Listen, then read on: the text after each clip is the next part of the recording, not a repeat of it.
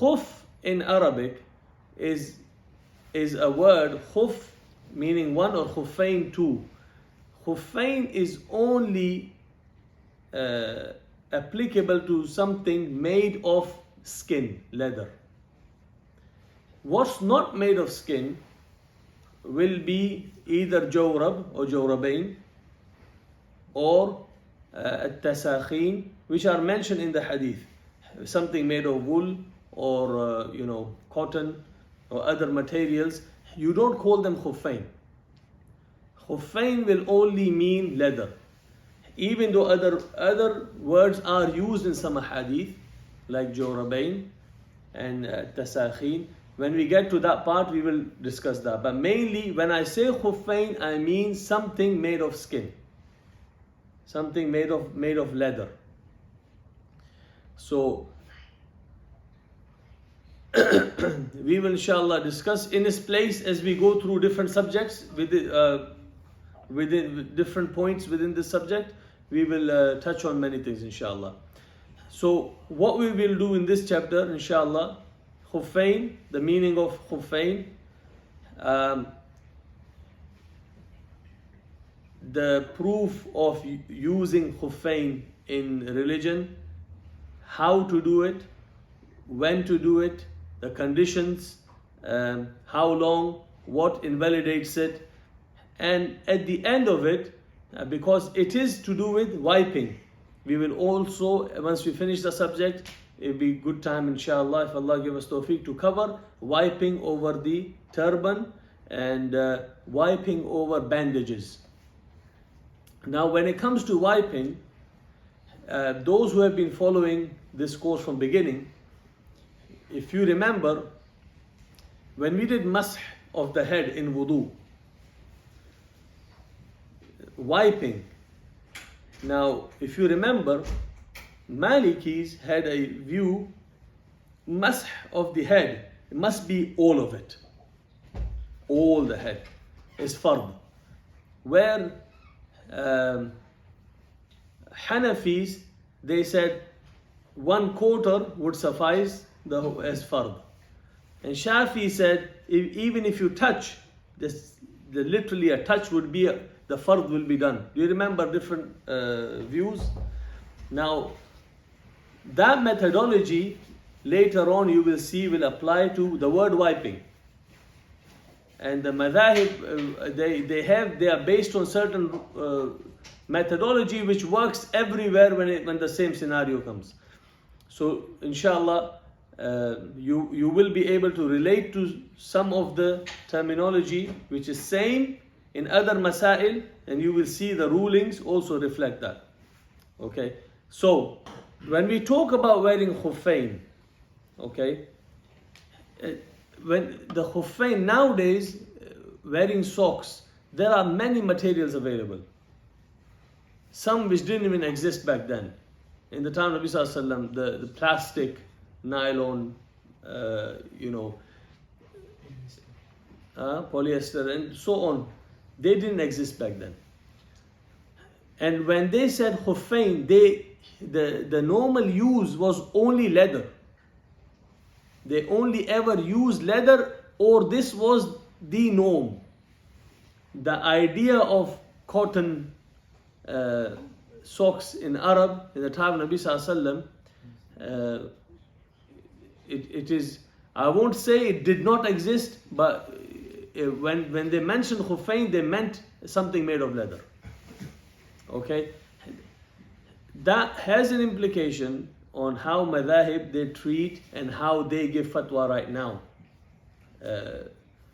because some things didn't exist back then. So Hanabila, for example, they allow on everything, and Malikis, they don't allow except on leather. And then Hanafis, they probably have a middle view.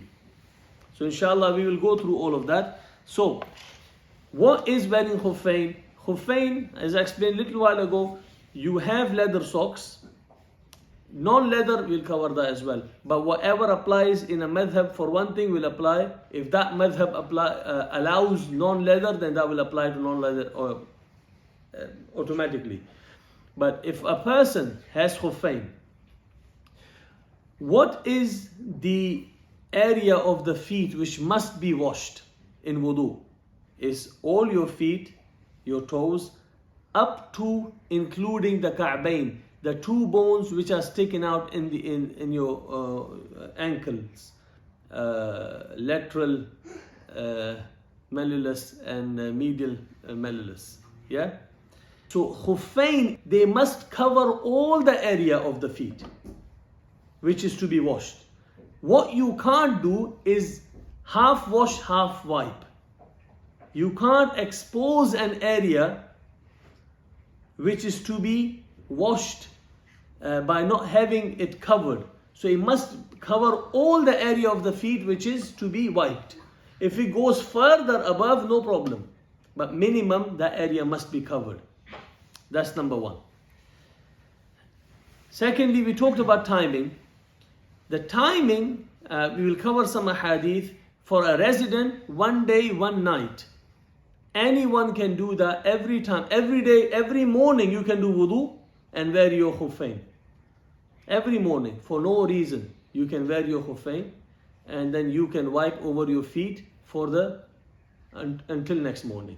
Whenever you do wudu, you are allowed to do that. And for a traveler, 3 days, 3 nights, we will cover hadith in that as well. Only Malikis, they don't have a time limit. Other 3 madhahib, they go with this 1 day for resident and 3 days, 3 nights. 1 day, 1 night for resident and 3 days, 3 nights for a traveler. Malikis, they don't have a time limit in it. But other madhahib, they have this time limit. Who can wear khuffain? Men can wear it, women can wear it. In all madhahib, everyone can wear it. Young, old. Whether you are someone who's going to use a lot, do a lot of walking, you can be a soldier, or you can be someone just lying down in your house all day. Doesn't matter. Everyone, a person who's not even going to walk today, he's going to sit in one place, he has the right to wear khuffain. That's the ease Islam has given a person. The proof of khuffain, wearing khuffain, is in many hadith. Ahlul Sunnah wal Jama'ah, they fully agree, all of them, that use of khuffain is allowed.